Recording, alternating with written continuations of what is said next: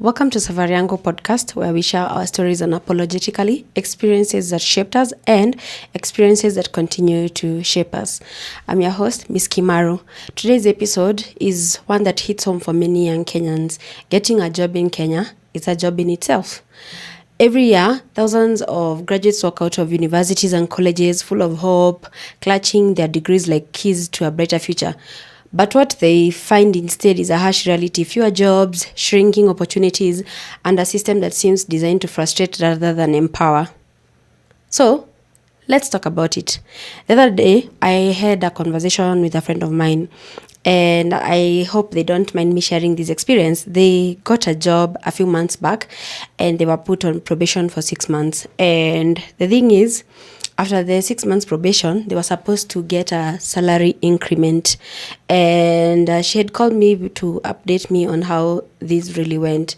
And we started talking about the job landscape in Kenya and how employers sort of seem to be taking advantage of the situation. I've also had this conversation with my sister, and we've talked about how she has been employed in a particular organization for 2 years. And they start you off on a very low salary, and they don't seem to increase it even as time passes by.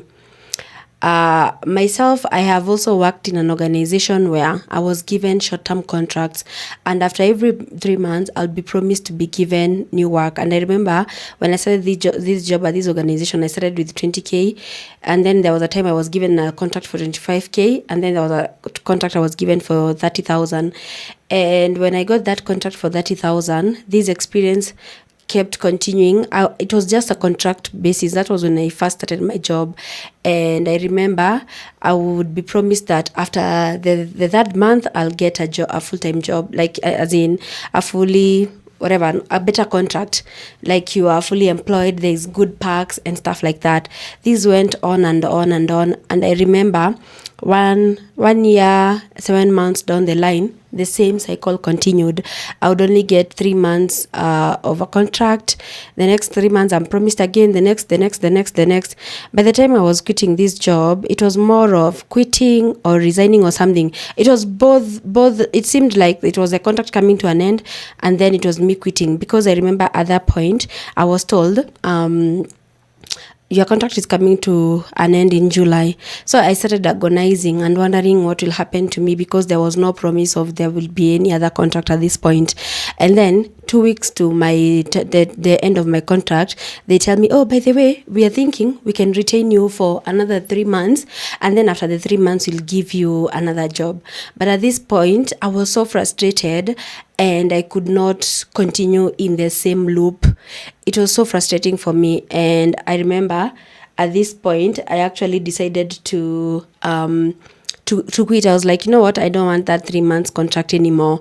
And that's actually how I started my freelance career, and it actually took off. And I remember how frustrated I was. My mental health had taken a toll on me. I was feeling like there is, and I was already even living hand to mouth. And that's not now. That's an experience from way back in 2017, 2018 over there. Yeah, 2018. Yes. So I can imagine people right now are still going through the same experiences. In 2018, I was earning that 30,000, yes, and I was living hand to mouth. Right now, in 2025, if somebody is earning 30,000, I can only imagine. The economy has gotten worse. Things are expensive. You have to go to the workplace and stuff like that. And there's also, not to even forget, there's employers who are even offering unpaid internship. Seriously, it feels so bad that the employment landscape, that's how it kind of looks like for a Kenyan graduate or for any Kenyan out here. Imagine somebody promising you an internship, and you're so excited, and you go to this internship and they tell you that it's going to be unpaid for the next 6 months. Where are you going to get even the transport to get you there? I feel like this is one of those things that we need to have a conversation about. So back to my story. I decided to quit that job, and I couldn't take the 3 months contract again. And that's how I started my freelance career. and it took off. I got to a point where I had actually employed people. So at this point, I remember at the peak of my freelance career, I had employed up to at least 5 people who were working for me full time. Like I would make sure I'm getting jobs, I'm giving them the jobs and stuff like that. Yeah. So when I look at the employment landscape right now, it even makes me feel even sadder for young people who are coming out of school. The exploitation, according to my personal experience, it's just unthinkable, honestly. And in Kenya today, unemployment is not just a statistic, it's a lived experience for so many people. And according to reports, youth unemployment remains alarmingly high. Even those who manage to find work, most often they work in toxic work environments. Ask people who actually work in call centers, for example. They are exploited, they work in toxic work environments, and the pay they are given can barely meet their daily needs. And I don't know whether you have heard about this proverbial starting salary of 30,000, because right now it kind of feels like most employers, that's where they are stuck at. All they want to do is give you that 30,000. It's cliche, right? And funny thing is that these people who have even gone ahead, done their masters, or even like advanced their whatevers, or they even have a bigger portfolio in the context of what do we say? In the context of experience. But because of the way the job market is saturated with people who have skills but very limited jobs, you would find even somebody who has gone for a master's and they even have a job experience for maybe like 3 years or so, they're still being given these types of jobs where they are paid 30,000 shillings. Honestly, I don't know, but what can 30,000 do for you right now? Especially if especially you are living in places like Nairobi. I don't know whether even employers factor in something like that. You are living in Nairobi, housing is expensive. You are commuting. Unaenda tu kwa matatu tu hivi umesimama kwa barabara. It's about to rain, the clouds the clouds are gathering, the fare ilikuwa 50, it shoots to 100. What are you even supposed to do? So what happens when you graduate and all you can get is either you keep tamaking for a job, you're frustrated 1 year, 2 years down the line, and everyone is offering you that 30,000. Probably you end up taking that 30,000, but where does that 30,000 get you? It just keeps you on survival mode. There's very little you can do with that 30,000. You cannot grow. You cannot self-develop. You cannot take the same money and start a business. It's like you're living from hand to mouth, from paycheck to paycheck, and the cycle continues, and people get frustrated. Yes, so this exploitation loop, it's because employers have realized how desperate people are. As I have said, umemaliza shule, you're looking for work, you can't get work, and employers know that there is no whatever. And even some employers, they are willing and ready to go through the hiring process over and over again. Like the employee turnover can be as big as possible. They don't care. So you see, because if you leave today, you quit your job today, they know tomorrow they would have gotten somebody else to hire who probably has the same abilities just as you. So you hear stories of unpaid internships that I had said, and organizations promising they'll pay you by exposure. Seriously, instead of giving you fair compensation. And some job seekers, there are places you hear people are being asked to pay to even get an interview or a job placement. It becomes like a vicious cycle of employers exploiting talent. And what is the government doing about it? Very little. What is the education system doing about it? The education system, again, I feel like Kenyan education system iko na shida. We need to also dive into that, like what is the education system versus reality kwa grau. I think growing up we were taught that unafaa uende high school, university or college, get that degree or that paper, and we kind of lived in that fantasy of the job market will be ready for us it will absorb us. But I think this was a reality for people in the 80s and the 70s and maybe early 90s, because at that point not so many people had acquired like a tertiary education. So even I think that most employers were even going to universities to actually look for graduates even before they graduate to get employment. But right now that's not the reality. The education system in Kenya also has sort of emphasized DONye. It has not necessarily helped us think outside the box. Maybe the current one, the CBE, will help kids think outside the box. But what us as millennials went through and part of Gen Z's is just an education system that makes you feel like by the time you are done, there'll be a job for you. But that's not the reality. So we were not taught how to sometimes think outside the box. And people who think outside the box in that way, they are outliers. They are outliers in such a big way. We were taught to also to look down on maybe things like blue collar jobs. Like I remember when I was in campus, if you had told me, for example, or if you had told some people that they would end up doing business, they wouldn't imagine. They'll be like, yo, I'm doing maybe, for example, accounting. How am I ending up doing business? Probably for them, they're thinking they'll go work in KPMG. You see? So the reality, the education background versus the reality is totally different. But what I know, for me, I have done business and I have seen the power of business. I have been an employer, not just as a freelancer. I started a business called Latitude Zero Opportunities, where we have been training young people on skills that could open them up to job market and stuff like that. In the span of me running this business, I've been able to employ like more than 10 people. But when I was in high school, if you had told me that I would actually end up doing business at some point in my life, I'd have probably been feeling like, what? And now, funny thing, maybe this is a story for another day, but my business right now is not necessarily working the way it was working previously. As I said, I've transitioned from being an employer. My business right now is not necessarily in the same capacity it was at.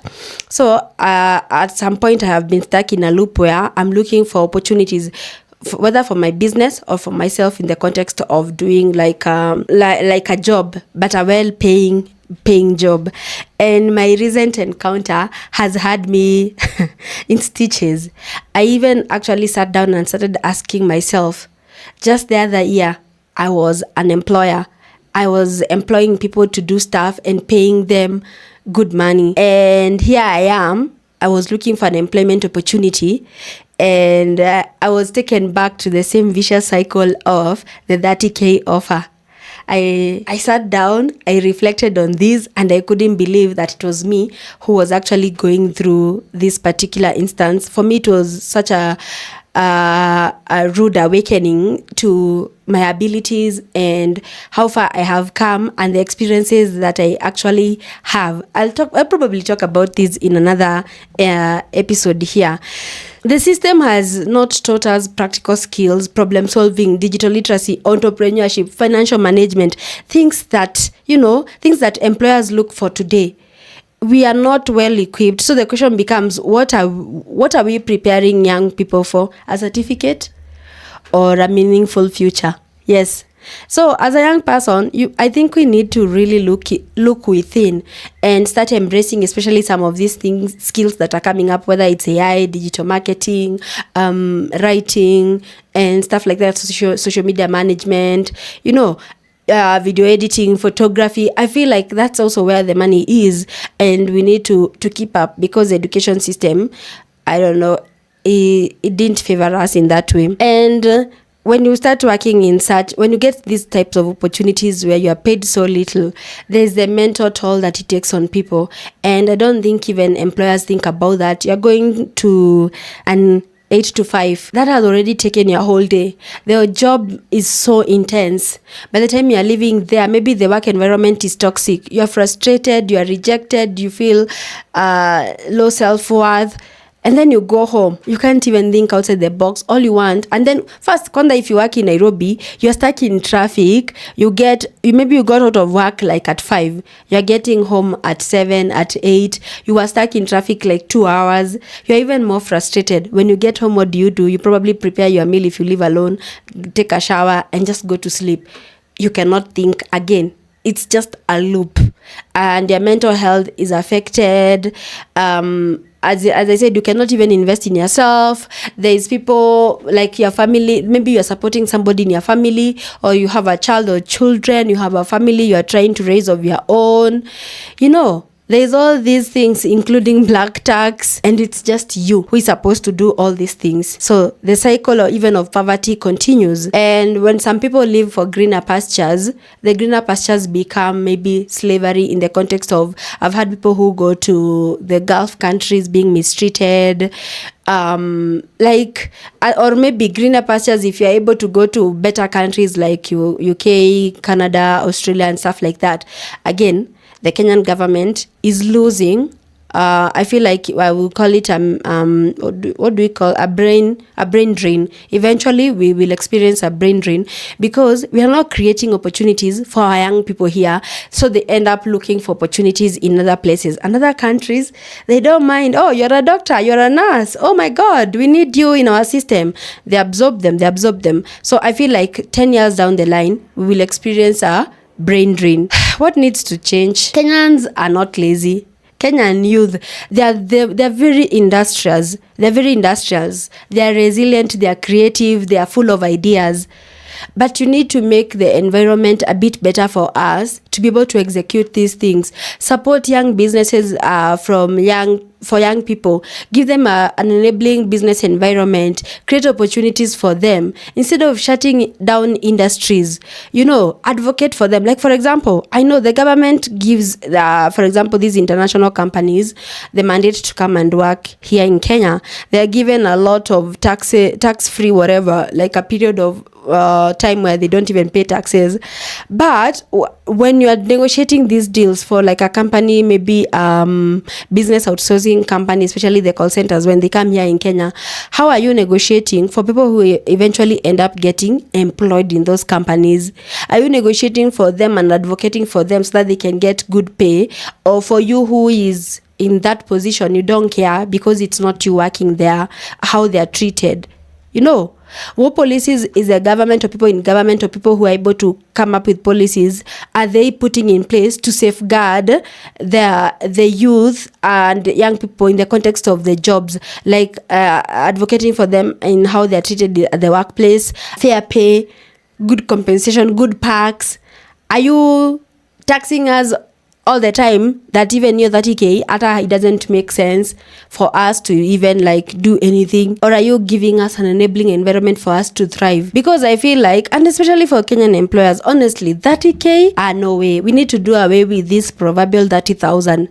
I think right now the minimum gross pay should be probably 45 and above. Honestly, because whatever was happening 10 years ago is not the same right now, and if we don't review it, tunafinyilia watu, tunawafinyilia sana. So what policies are we putting in place?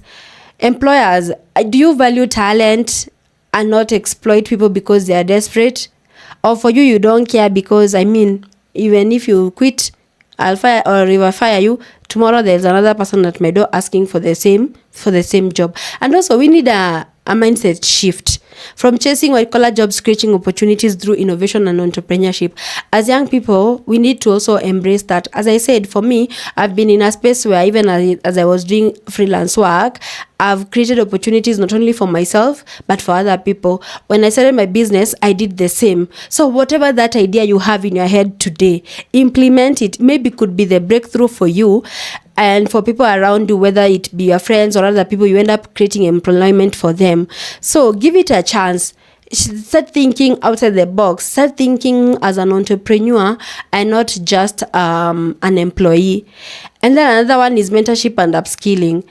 Which programs does the government have or people have that can bridge the gap between school and the real world? Because honestly, people are stuck. Because I feel like, for example, and I have had these conversations with people before, when it comes to social media, it was introduced to us mostly from a consumer perspective. And if you look online, you'll find a lot of Kenyans are chronically online.